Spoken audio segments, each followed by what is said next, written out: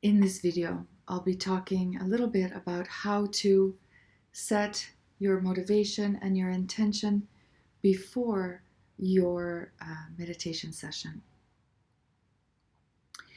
Part of our practice and part of our intention in this course is really to start coming into closer contact with uh, compassion, with what it means, with uh, how it feels when we take compassionate action, speak compassionate words, have compassionate thoughts for ourselves and for others.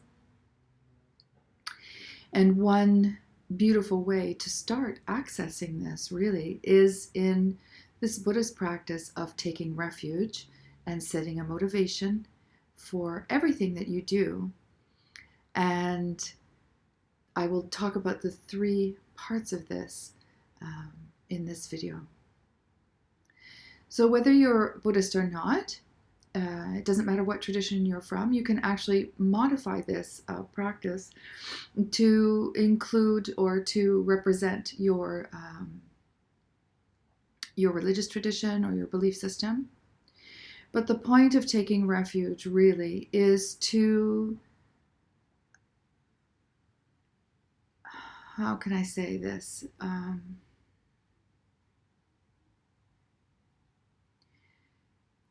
I take refuge because I know that within, or for me, this is my experience and my reality, my reality is that by taking refuge, I feel that I am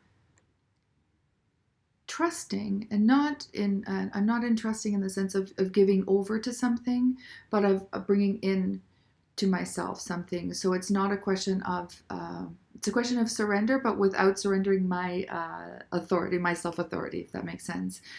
So it's not a blind belief system, but it is a knowing that within these teachings I have found benefit.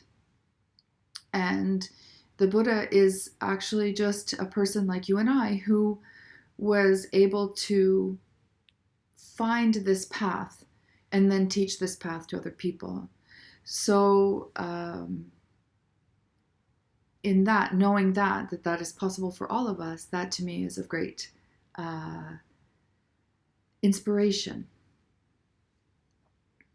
Taking refuge for you, whether you're, as I said, you do not have to be Buddhist, but I will share this Buddhist tradition so you can be inspired by these words. You can try them out for yourself and see how they feel. For those who are in this tradition, it will be very simple for you to sort of deepen this and remind yourself of this. It's really like reminding yourself of what it is that you're trying to accomplish with your life and with your thoughts, words, and actions. And I find it a very powerful practice. And there's a practice in Tibetan that is Nundro, which is or Ngundro, depending on pronunciation. I'm not entirely 100% sure. I've heard it in a couple of different ways. But the practice is of purification and of to be able to undertake certain practices. And so there are 100,000s of lots of different things. One of them is taking refuge. So it's obviously in the Buddhist tradition a very important practice that I actually won't go into here because this is not, as I've said before, this course, this experience that we're having together is not meant to necessarily inform you of the Buddhist tradition, but it is definitely firmly radicated in that. So I don't profess to be a Dharma teacher in any way. And if there actually is something that you would like to ask, I can invite a very dear friend, an ex-monk, to speak to us about this. And I think that would be actually really, really nice. And I'm going to ask if he'll maybe come in and do a couple of talks with us. The refuge prayer that His Holiness uses, I spoke about in the first I spoke about in the first week 1 recording. It's really, and by saying these words, it's really that it's because you admire the spiritual ideals of what these represent. And in the Buddhist tradition, we're moving towards enlightenment, and that is really the pure, the complete and irreversible opening of your heart chakra, and an understanding. And that is great compassion, and an understanding of the direct experience of emptiness, which is the wisdom half of the 2 wings of enlightenment in the Buddhist tradition. So I'll just repeat this first prayer, and it's really meant to bring you into this moment of gathering. And let's say you've done the breathing exercises, and now you sit and decide to, you can do them either way. You can start with these and then go into your exercises, or vice versa, whichever feels best to you. Quite often I just start actually with the prayers because it sets up every single thing I do after that.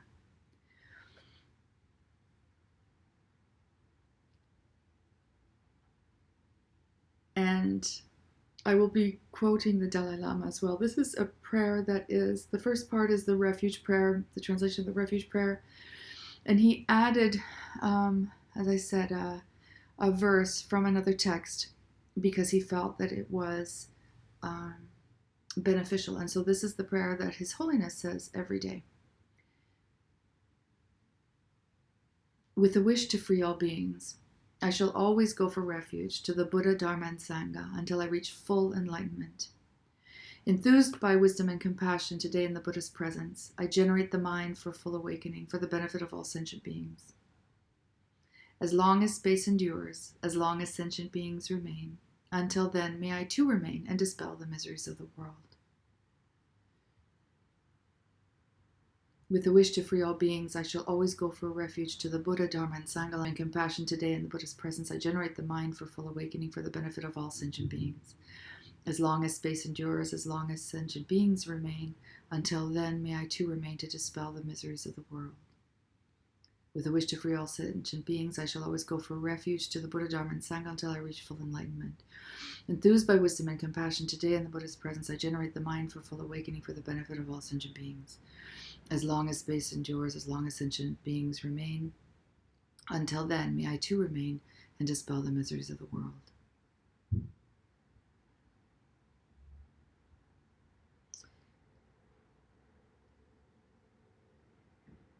Enthused by wisdom and compassion,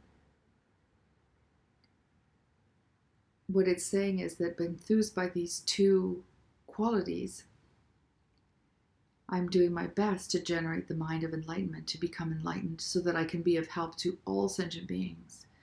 And the ultimate, so because you can, you do not have to take actually a human rebirth once you reach enlightenment. But the request here is for as long as space endures and as long as sentient beings remain, may I too remain to help them. To dispel the miseries of the world is to help each person, each sentient being, which is not just people, reach enlightenment. And so help each and every last one before I choose to not take a human rebirth. So you can see in that already the seeds of great compassion, right? The power of choosing this, of making this choice, of this desire and this feeling to want to relieve suffering. So this is the advice of His Holiness the Dalai Lama. He says, those who, like myself, consider themselves to be followers of Buddha should practice as much as we can. To followers of other religious traditions, I would like to say, please practice your own religion seriously and sincerely. And to non-believers, I request you to try to be warm-hearted. I ask this of you because these mental attitudes actually bring us happiness. as I have mentioned before, taking care of others actually benefits you. He always says, if you wish to make others happy, practice compassion. If you wish to make yourself happy, practice compassion. So once we've taken refuge in whatever it can be, our connection to Source, it can be in Christ, in the Virgin Mary, in whatever it is, whatever your belief system is. Then there's really just the second phase. Really, is just to establish our motivation. And that motivation, these don't have to be long practices, and right now the video will be a little bit long, but as you gain experience and practice and just get used to sort of the system and the routine, it will just become second nature to you, and these move very, very quickly. Mind you, they're practices that are worthy of their own time and space. If that day, for some reason that day, you feel called to spend more time just reflecting on what something like taking refuge is like, then that is what it's a beautiful practice in and of itself. And by taking refuge, again, it's each Buddhist is really saying that they're going in this reaching enlightenment. Part of it is practicing what they call the 6 perfections. And so it can't just be through prayer, obviously, that we become better people. And although it can be a very powerful motor for things, right? Emotional and psychological. It's also the practice of, as I said, these qualities, the 6 perfections that are generosity, ethics, patience. They call it enthusiastic effort, concentration, and wisdom. And so these practices help and support us on our path to reaching enlightenment or ascension or expressing our divine nature, whatever words feel best to you. And so we all know that it's everything that we do that influences everything that we do. So everything we say influences everything. There's nothing that we do throughout the day that doesn't influence the quality of our day and the quality of our being and the quality of our lives. And the more you meditate, and as I said, it doesn't have to be for hours a day. The more you meditate, the more you come into contact with the sensibility, the sort of sensitivity of what is happening, and you can see and feel how important the words you say are, and how important the actions are that you take, and the words that you use, and the thoughts that you think. And slowly, it's a very gradual process. Sometimes there are little sort of blips where you kind of make a leap ahead, and you have all of a sudden sort of like a little aha moment or realization. But as you practice each and every one of these of the 6 perfections, or you practice as you're meditating, you just increase your ability also to observe and become aware and not be sort of in the mix, like in the blender of emotions, as I call it. So we've taken refuge, and we're setting this intention for ourselves to, and this motivation, we're establishing our motivation, that we're doing these practices to benefit ourselves so that we can benefit others, right? And you can add words around that if you feel called. So something like, this is very personal. There's not a, they're not necessarily, what do you call it? There are formal prayers, but I don't really know that it's necessary for us to have those right now, because this goes back. It goes through to the recycle of rebirth and death and rebirth, and not everybody in this group or everybody who will be watching this video will necessarily have that as part of their belief system. But it's really just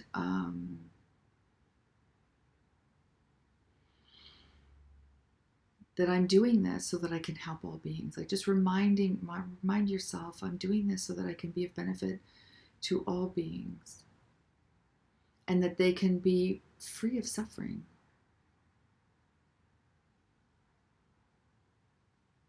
And that by practicing generosity and patience and what they call enthusiastic effort, so you make an effort but you're happy to do so, right? All this helps fuel, nourish, and open my heart chakra, right? And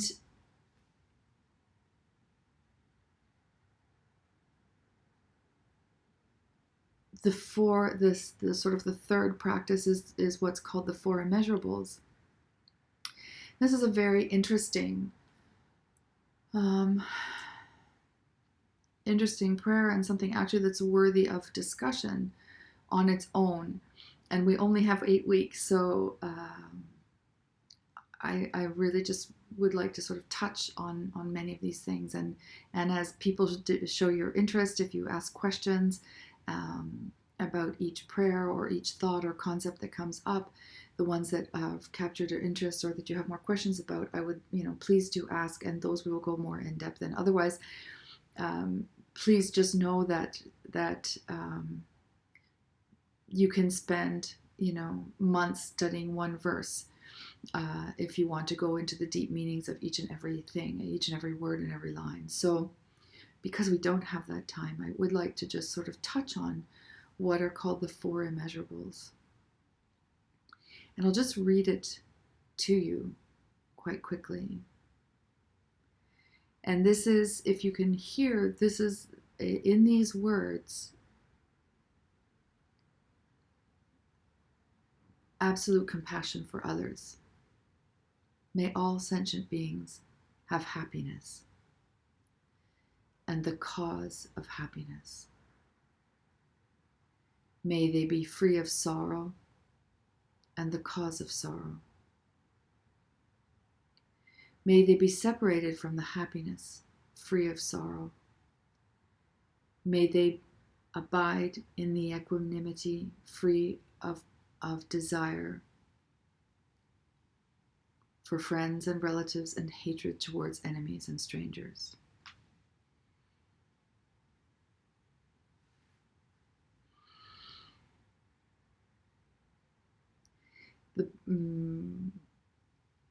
I will dedicate a separate video to the Buddhist concept of suffering, of dukkha, just because it is an argument sort of worthy of its own, of its own. Everything, every single word in this, every line of this, I just feel a little bit daunted right now in trying to explain these things. But I would like to stay not in a place of superficiality, but in a place of lightness, and just allow these words to start sinking in for you, and the meanings of what they could mean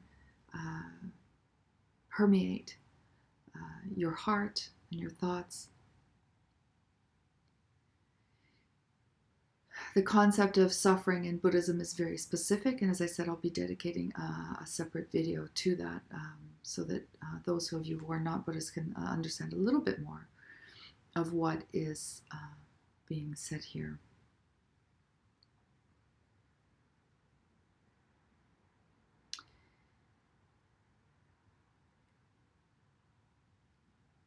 So we've taken refuge, we've set a motivation to be of benefit to others, and this is our wish, right? Our wish for others, that they may have happiness in the causes of happiness, and that they may be free of sorrow in the causes of sorrow. Even on a very superficial level, this would be okay, but there's a lot more meaning to it. And may they abide in the equanimity, free of both desire for friends and relatives and hatred towards enemies and strangers. So the attachment is desire for friends and relatives is attachment, and hatred towards enemies and strangers is aversion. So that it's really what you will probably have heard of already, of this ego grasping for things, for objects, for people, and that sometimes love is that what is called love is actually just an attachment and a desire. and it's not actually, it's sort of an ego-based feeling. It can be, and it can be confused for that. And again, the aversion. So we're always looking for relief from suffering, and we're always looking to avoid suffering. So we have an attachment to, we're always trying to find desirable positive states, and we're always trying to avoid negative states. I'd say that's pretty basic, human instinct. But it's what actually where Buddhism does take you, is it does go into what actually brings happiness, and how the cycle of attachment and aversion are actually sort of two sides of the same coin, and that you don't need the coin at all, and that the happiness that you're seeking is actually in neither of those two things. And so by wishing this for all people, you're allowing them to free themselves of their ego. You're wishing for them to find that peace and the serenity that comes, that wellspring of joy and happiness and love and compassion for ourselves and for others, that can only come from within us, right? And it's what we're looking for ourselves. And sometimes we confuse ourselves by thinking that if we have a nice car or a nice home, then we'll be happy. But the car will become an old car. It's a brand new car, and you're all excited about it. And in a few weeks or a few days or a couple of months, all of a sudden it's just your car. It's not the new car. And then it becomes the old car, and then it becomes a car you no longer want, but it's still the same car. So the external search for happiness through like gratifying our senses is destined to be something that has sort of rises and falls. They're transient states. They're not something which is